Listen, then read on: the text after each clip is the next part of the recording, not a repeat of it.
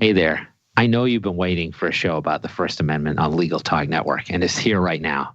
It's called Make No Law. For me, the only thing better than giving Tom Brady a back rub is the First Amendment. Here's a quick trailer about the show. News and pop culture are full of controversies about free speech and the First Amendment. We hear terms like hate speech and heckler's veto in a barrage of coverage about campuses, protests, and even wedding cakes. But what does it all mean, and how did we get here? That's exactly what my new show, Make No Law, the First Amendment podcast from popehat.com, will explore. I'm Ken White, and I invite you to tune in every month for the history, stories, and personalities behind the right to free speech and the most important Supreme Court cases establishing it.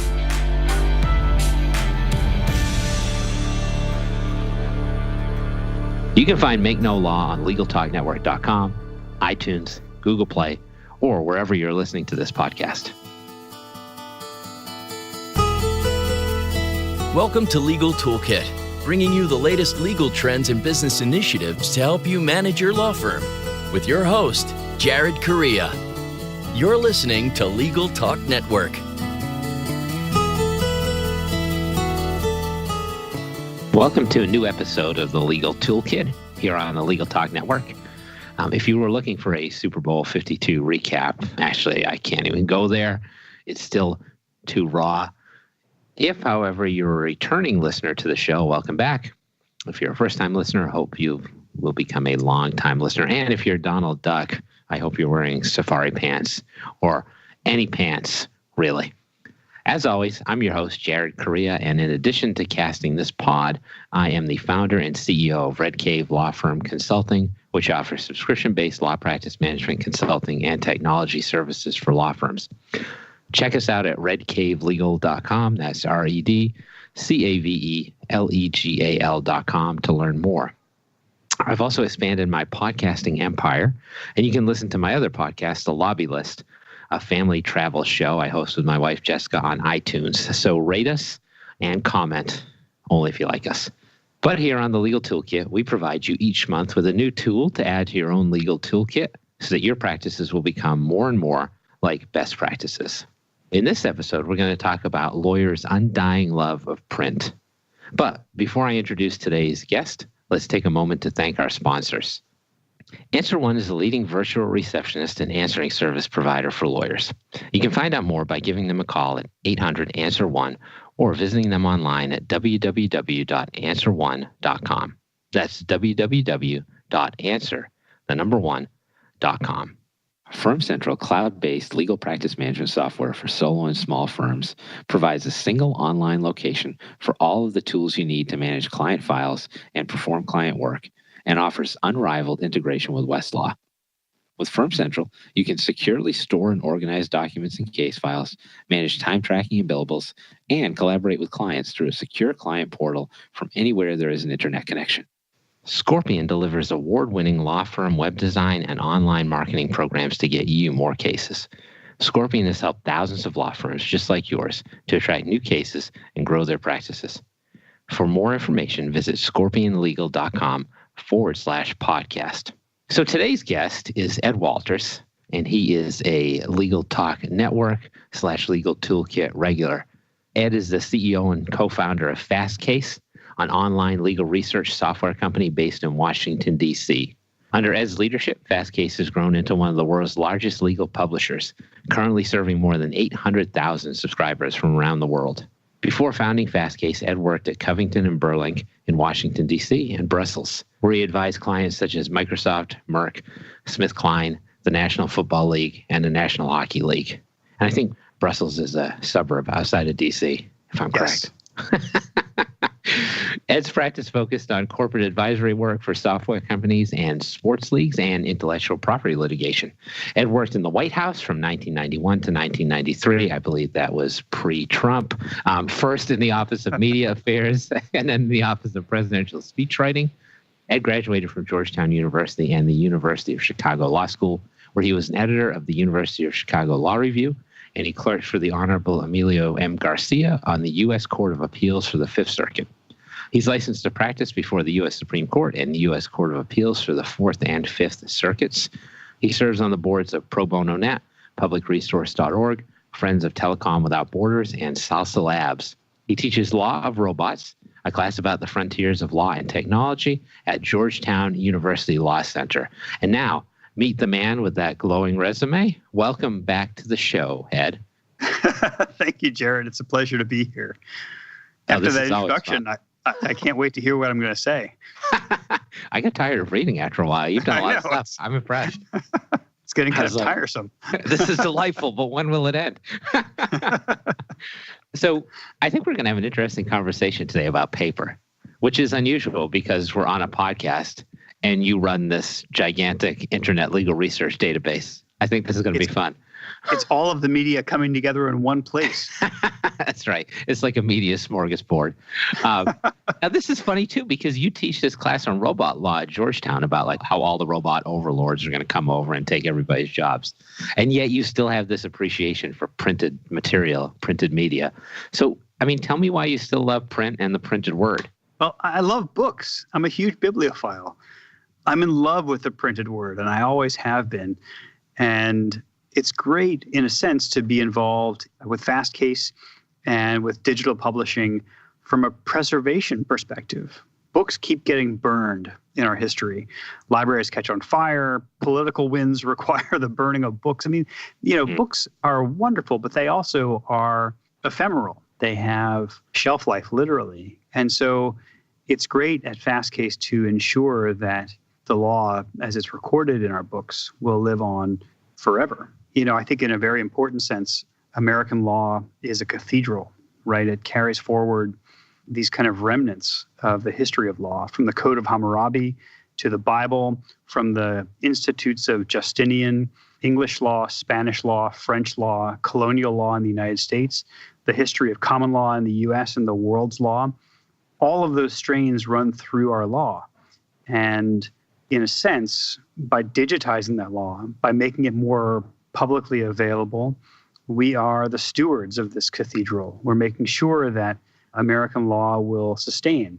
So I think it's important from a preservation perspective, but that doesn't mean that books are going away or that we don't love books.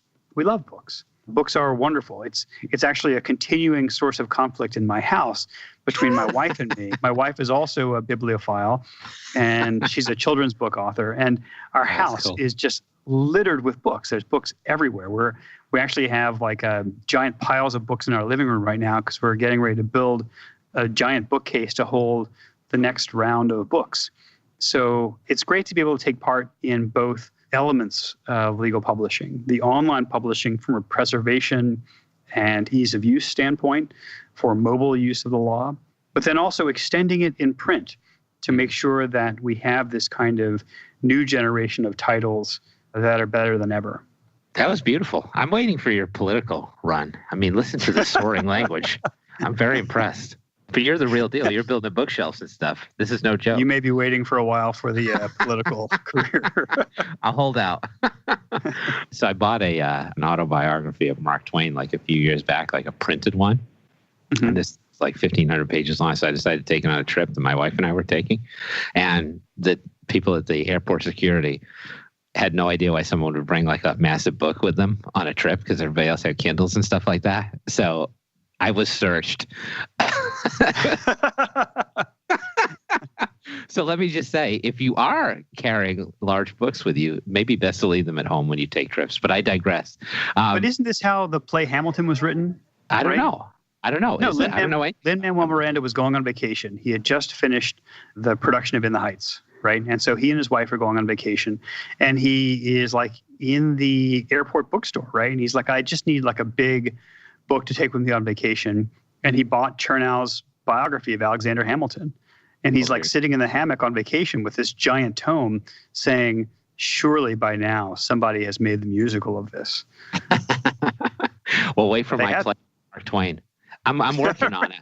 I just need to gain some musical talent and then I'll be good. So give me some time. Before we get too far afield, and I love this stuff, let's talk about lawyers. I think this is supposed to be a podcast about lawyers. That's what they tell me. Everywhere lawyers are talking about paperless practice and moving towards that. It's kind of like the holy grail for a lot of lawyers. But I think it's still true that like many lawyers still love print as well. I mean, they like to hold paper. Perhaps even I would use the word fondle. They like to fondle paper. So why is it that lawyers in particular love paper so much? I think it's a love-hate relationship. There's parts of it that we like. So lawyers love books. I think everyone loves books, by the way. Yes, I don't think that's just lawyers. But I think part of the issue is that the alternatives are so much worse. Personally, I'm not a huge fan of ebooks. I know that there's a lot of people who like them, who like Kindles and things like that. I've never really taken to them, in part because they don't update like an app or something, but they're not permanent like print. So it's almost the worst of both worlds. We sell them at Fast Case for people who prefer them, but I think you actually see this kind of retrograde motion right now in the balance between print and digital publishing. So for a couple of years, ebooks were the thing. It was the buzz. Everyone was talking about their .mobi or .epub books and their proprietary libraries to read them in. But in the last couple of years, you've seen those kind of fall away. And in fact, there are a lot of people who study this who say we're now past the peak of ebooks. We're now on the decline as people have become more and more disillusioned with that format. Yeah, and bookstores are making a comeback too, I've heard as well. I don't know if that's true, but that's what I've heard. Certainly Amazon. Yeah. That's right. But if you, it's interesting. Barnes & Noble in their kind of bricks and mortar locations are not doing very well, in part because of Amazon. But there is a resurgence of local bookstores. And certainly here in DC in the last couple of years, there have been 2 or 3 new independent bookstores opening. And the independent bookstores are doing great. And I think part of that is about bookstores as something more than a seller of books. Bookstores is a gathering place. Bookstores is a place for community. Bookstores is a place for events. And yes, selling books too, but understanding that, Amazon is always going to have a cheaper version of the book delivered pretty fast. So you have to be about more than just the print book. So I think that lawyers sort of hate the alternative to print. On the other hand, if you look at kind of global publishing, the big players in this market, the kind of Thomson Reuters, Reed Elsevier, Wolters Kluwer, kind of large-scale publishers, print has been a drag. In fact, they are all losing in print and having to make up for it aggressively online. And so it's not all a happy story for print. But that creates a little opportunity for publishers like Fast Case. So in the last year, we've started our own imprint called Full Court Press. And we are kind of rushing in to fill the void, in a sense. While traditional publishers and global publishers have been running away from print because it's been such a drag, at least in our opinion, they're kind of throwing the baby out with the bathwater. There are really good print publications for law, some must-have publications for law. So you think about like Nimmer on copyright, or which I do frequently. Right. Well, no. If you're a practitioner in one of those areas of law, you really need to have access to it. And for some reason, the online version of it is never quite enough. And so before we pull back from print altogether, let's just say there are some real leading titles in print.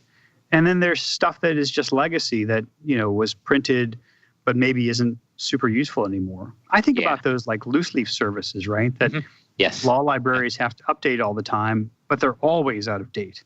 That might be better in online, right? Right. The form books, like where you can pull a form out of the back of the book and then type it up, that might be also better online. And there's no reason to have that on print. So I would just say, like, maybe instead of throwing out all print, we could just be selective about it and say there are some things that are terrific in print, and let's try to preserve the best of those. And then some things that maybe aren't a very good fit for print, and let's move those online. Well, but it requires a re-examination. Oh, totally. And that's the interesting question for me. Like, it seems like you have a strong belief that there's still a place for paper in legal research.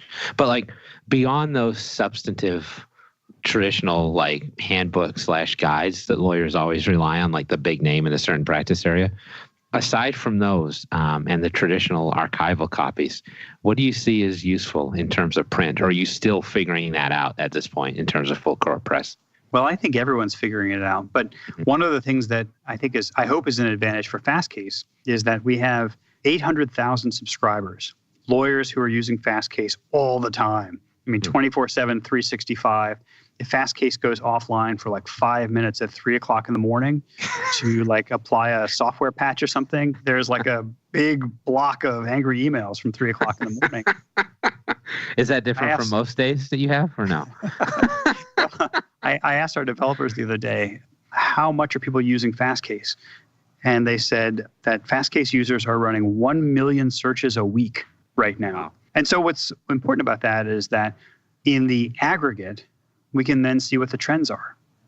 So we can say, hey, you know what? People are really interested right now in immigration. And so we can begin to target the print publications towards what is popular and what's necessary, and away from things that may not be as useful anymore. And we can constantly modulate that. So one good example of that is this new journal we just started called the Journal of Robotics, Artificial Intelligence, and Law, or the RAIL, RAIL. And this is it's a journal that's going to come out 6 times a year. But we just saw a huge interest evidenced in the search history of Fastcase in the aggregate, saying that people were really interested in robotics and AI and algorithmic bias and things like that. Those issues were bubbling up, but there isn't really a print treatise addressing those topics. Mm-hmm. And so what we wanted to do was combine the best of both worlds. We find expert authors and really some of the best minds in the business who write for RAIL, create a beautiful, awesome print journal that is edited by experts in the field, written by some of the leading lights in this, and then just try to make it fun, try to make it interesting, try to cover topics that people genuinely care about. It should be kind of a fun read, a challenging read, and then we publish it in print, and then we make it available, searchable in Fastcase as well. So when people subscribe to it, they can see it integrated into their search results in Fastcase. But they also have the print volume in their hand if they want to stuff it in their bag and read it on the train or pull it off the shelf when they remember an article later. They have the kind of best of both worlds. By the way, I can't remember if I told you this before, but when you subscribe to RAIL in print, we have every year you will get some curated whimsy from Fastcase, something that is cool and interesting and surprising and in your hands. Oh, good. I'm glad we knocked out a whimsy reference on the podcast. We haven't had one of those in a long time. That's a reason to subscribe, if none other. That's right. And Ed, I only send you gentle and thoughtful emails at 3 a.m., never snarky or mean emails. This has been a good discussion, but we're going to take a quick break right now. So slow your rolls, everybody, and listen up, because this is all the stuff that you need to buy. Firm Central cloud-based legal practice management software for solo and small firms provides a single online location for all of the tools you need to manage client files and perform client work, and offers unrivaled integration with Westlaw. With Firm Central, you can securely store and organize documents and case files, manage time tracking and billables, and collaborate with clients through a secure client portal from anywhere there is an internet connection.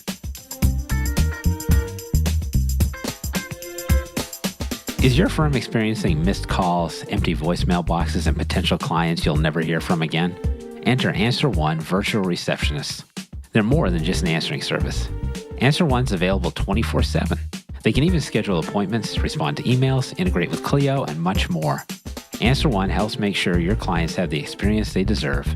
Give them a call yourself at 800-ANSWER1 or visit them at answer1.com/podcast for a special offer. Thanks for coming back. I'm still here, and so is Ed Walters. He's here to talk about the resistance of paper in the modern world, and Ed runs Fastcase. I have thrown on, incidentally, some Harry Potter glasses from my son's Halloween costume, which happen to be lying on my desk because I feel like that's the vibe we're going with today. Expecto Patronus. Yes. I just figured I'd throw that out there. I can't find the wand, though. Let's dive back into this topic. So one of the reasons that law firms have moved to paperless environments, I think, is for efficiency. Like, that's the big driver here. So how do you think lawyers can justify the use of paper if it theoretically makes them less efficient? Well, I would challenge the premise. Okay. I don't think it makes them less efficient. You know, there's different working styles for different people. There are definitely digital natives in the world, but I think you'll find that among those digital natives, print is making a comeback. It's like listening to vinyl or something, right? Yes. It's like a hipster contrivance. Now books are like a, kind of a retro way of consuming information. It's like someone printed out the internet. But I don't think it does make them less efficient. If it did, I think it would be much less popular. I think it's just a learning style and a preference. Yep. Same question, though. How about costs? Like, I think another reason that law firms reduce the use of paper is they don't want to print stuff. How do they justify the use of paper in terms of the higher cost of using it? Yeah. I sort of feel like where it costs more, just don't do it. But there are places where it's going to be more efficient to have it in paper. So, for example, I mentioned before these form books. This was a thing like 10 years ago even. If you wanted to buy like a corporate form directory, you would buy a book. And when you wanted to use one of the forms out of it, you would open it up and then type the form in from the book. And that's terrible. By all means, don't use print in that way. Go find that form online or something, right? Yes. I mean, that's dumb and costly. But books, journals, magazines, newspapers, there is something to these in print that people don't get online. It's more ephemeral. They lose it somehow, or they feel like they're going to be double charged for it or triple charged for it. They want to own the copy and share the copy without further expense. There is a permanence to print, and at the risk of being too nerdy about it in a copyright sense, you do have that first sale doctrine version of print where once you have it in your possession, no one can take it from you. You can give it to somebody else without being charged again or being accused of reselling it. I like it. You're bringing back the IP practice now. You remember all that stuff, I bet. You can take the copyright out of the nerd or something. The nerd out of the copyright, I guess. But yeah, so I think that there's a kind of economic case to make for print as well. I think people really like it. So sometimes you'll hear people talk about the content versus the container. Mm-hmm. It's important to have very good content. It's important to have expert advice. But the container matters too. This is also part of the bibliophile in me. When we design the rail, we care about everything. Like my colleague here at Fastcase, Steve Eric, his dad was a typesetter. And so he and I will nerd out about the leading and the kerning of the fonts and the grade of the paper and the quality of the ink. Like we went through 54 versions of the cover of the rail. So I don't know. I feel like there's an art to print publishing that is being lost. People are trying to cut corners wherever they can, make the pages as thin as they can, and go as cheap as possible. And I think we might go the other way with Full Court Press. We might make books that are less common and maybe a little more niche, but are exquisite, that are just beautiful designed objects, the kind of thing that you just cherish, that you love to have, that you might hand down with your practice to a nephew or to a child. You might put these into your daughter's law office one day. I love, love, love this idea of books as a designed object that are very, thoughtful and careful. Oh, that's cool. So when I was down in your offices about a month ago, are you building out a room to house all these monks who are going to design these books, or is it just going to be like, are you going with another method? In all seriousness, though, I kind of like the way you're approaching this because you're trying to fit print into places where it fits in the modern world, but you're not talking about putting square pegs into round holes. So I think that's great. So this idea of like books being fancy, for lack of a better description, you described it much better than I could have. Aside from substantive practice, then, like, are there ways where lawyers could use paper in their law practices that might be viable? Like, does it make a difference, for example, to receive marketing materials for your attorney that are on, say, vellum or something? And maybe not to that level.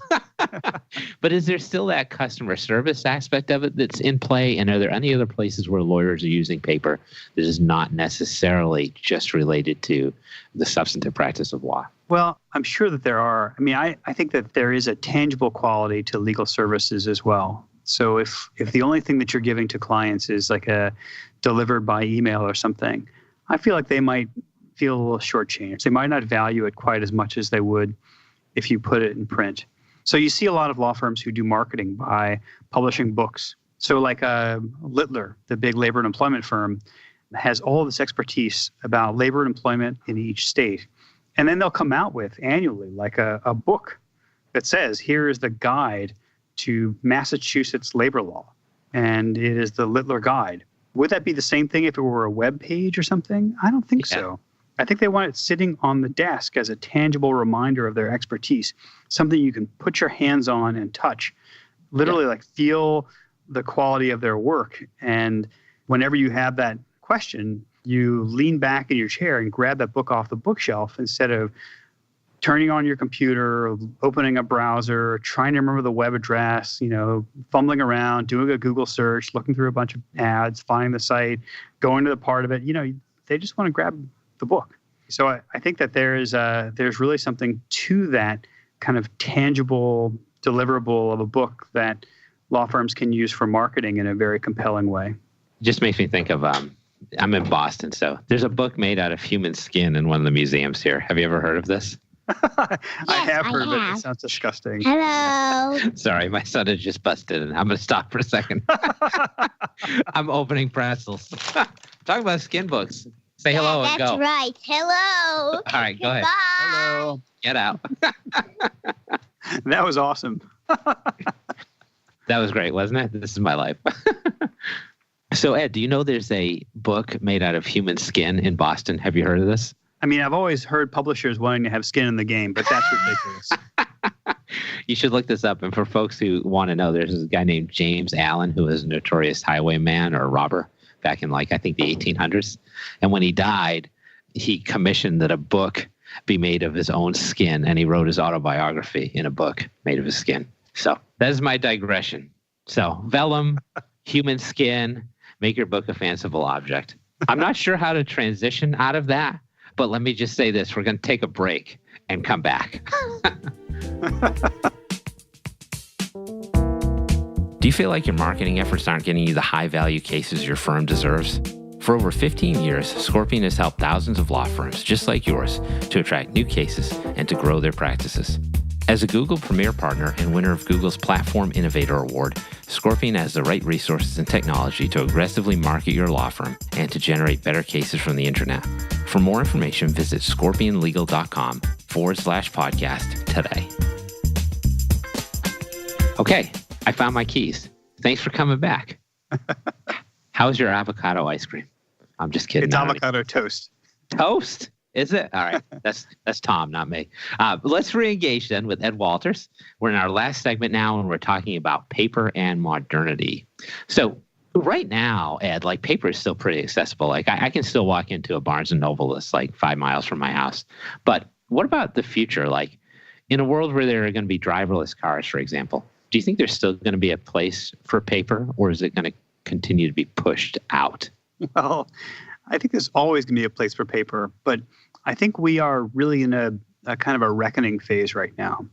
We have thoughtlessly used paper for maybe the last century, and in some places where we didn't really need to. And then, in a time of the internet, people have really begun to question that. For example, law firms might say, hey, I'm not sure that I need the Northeastern Reporter on my shelf. Yes. That is not the highest and best way to access judicial opinions, maybe fast cases. On the other hand, there's all kinds of things that are being pushed into digital format, like maybe EPUBs or MOBIs that don't belong there. That would be better as a web page or as a print book, possibly both. And so, one thing I think you'll see a lot more of is a re-examination of when things belong in print and when they don't. It's certainly much more expensive. And we'll just see things that have been in print in the past, people choose not to have there. And those titles will go out of print. And then certain other things people will love to have in print. It will be a delight. And those things will be very popular. But you have to be thoughtful about which is which. At Fastcase, one thing we're trying to do with Full Court Press is sometimes it's called the COPE method. You create once, publish everywhere. And so we can work with some of the best experts and best authors in the business and have them work on the next generation of Nimmer on copyright or Collier's on bankruptcy, and have them create the next generation of expert treatises And then, figure out where they belong. Do they belong online? Do they belong in an ebook format? Do they belong in print? Do they belong in all the above?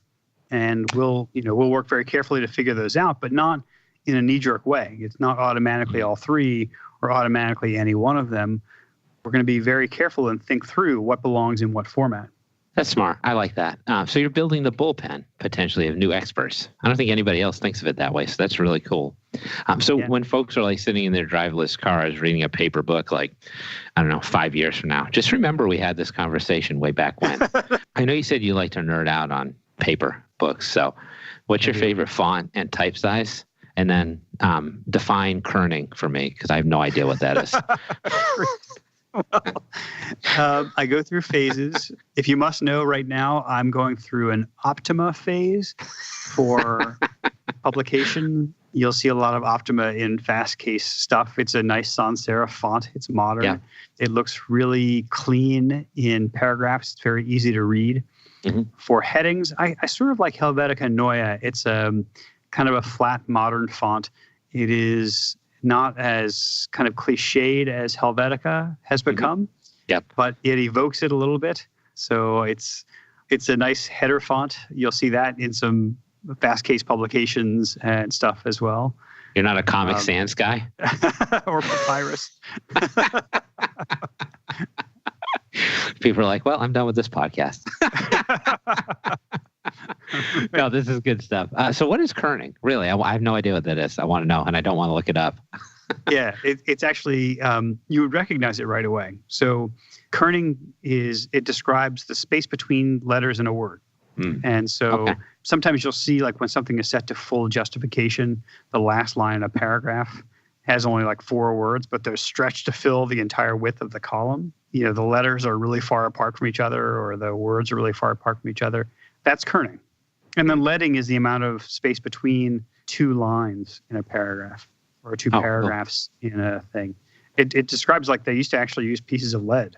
Interesting. When they would do typesetting, they would put a piece of lead in between each line to space them out. And the thickness of the lead would determine how far apart the lines are in the paragraph. Typesetters would have like these rows and rows and rows of lead they could put between lines of type to determine what the book would look like. And we still maintain these kind of names for them anachronistically in kind of modern typesetting. I don't know if this is going to come off as a compliment or not, but you know more about this stuff than anyone else I know. Well, so there's that.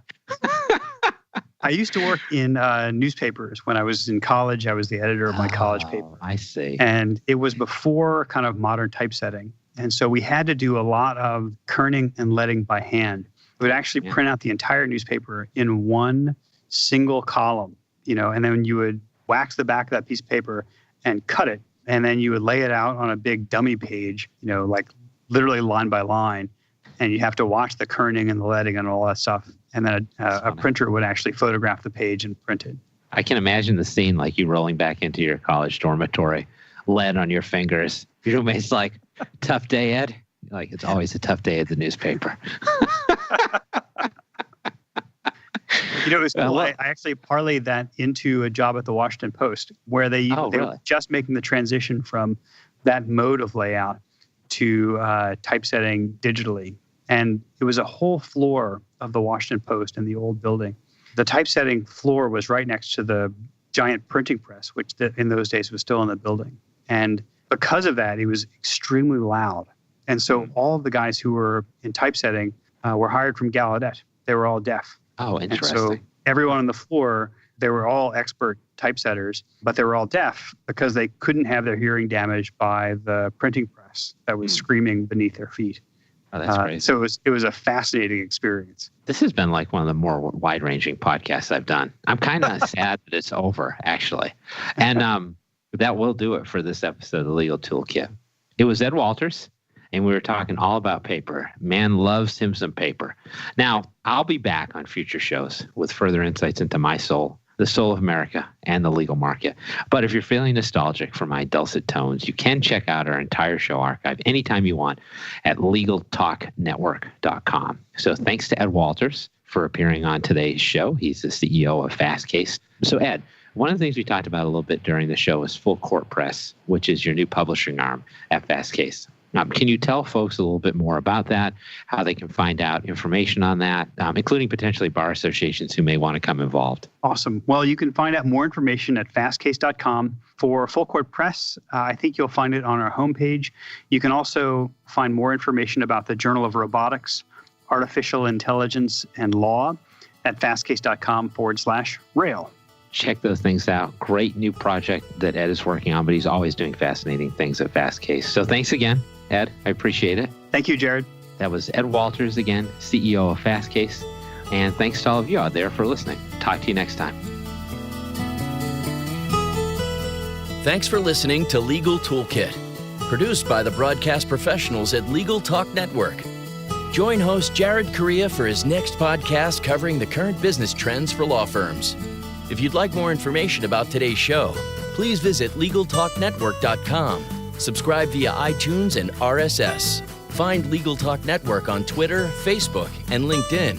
Or download the free app from Legal Talk Network in Google Play and iTunes. The views expressed by the participants of this program are their own and do not represent the views of, nor are they endorsed by, Legal Talk Network, its officers, directors, employees, agents, representatives, shareholders, and subsidiaries. None of the content should be considered legal advice. As always, consult a lawyer.